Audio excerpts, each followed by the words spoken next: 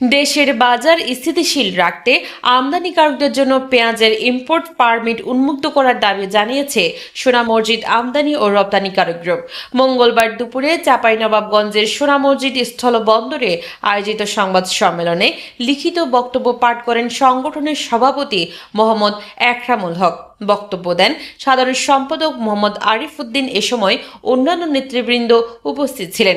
লিখিত বক্তব্যে বলেন, দীর্ঘদিন ধরেই দেশের নিত্য প্রয়োজনীয় খাদ্যপণ্য আমদানির মাধ্যমে বাজার স্থিতিশীল রাখতে কাজ করছে সোনা মসজিদ আমদানি ও রপ্তানিকারক গ্রুপ। সম্প্রতি দেশে পেঁয়াজের চাহিদা মেটাতে কৃষি সম্প্রসারণ অধিদপ্তর সীমিত আকারে আইপি প্রদান শুরু করে। তবে মাত্র কয়েকজন আমদানিকারককে 30 থেকে 50 মেট্রিক টন আইপি দেওয়ার পর কৃষকদের স্বার্থের কথা বিবেচনা করে কর্তৃপক্ষ আইপি দেওয়া বন্ধ করে দেয়। বর্তমানে শত শত আমদানিকারকের আবেদন প্রক্রিয়াধীন রয়েছে।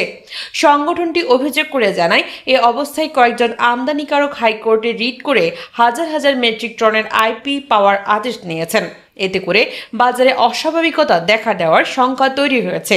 যদি কয়েকজন ব্যবসায়ী বিপুল পরিমাণ আইপি হাতে পান, তবে তারা সিন্ডিকেট গঠন করে মনোপলি ব্যবসা চালু করতে পারবেন, যা বাজার অস্থিতিশীল করবে এবং সরকারের ভাবমূর্তি ক্ষুণ্ণ করবে। এ সময় সোনা মসজিদ আমদানি ও রপ্তানিকারক গ্রুপের নেতারা বলেন, বাজার নিয়ন্ত্রণে রাখতে এবং আমদানিকারকদের স্বার্থ রক্ষায় সবার জন্য সমান সুযোগের আইপি উন্মুক্ত করার বিকল্প নেই। তারা সরকারের প্রতি দ্রুত, সুষ্ঠু ও গ্রহণযোগ্য সিদ্ধান্ত নেওয়ার আহ্বান জানান।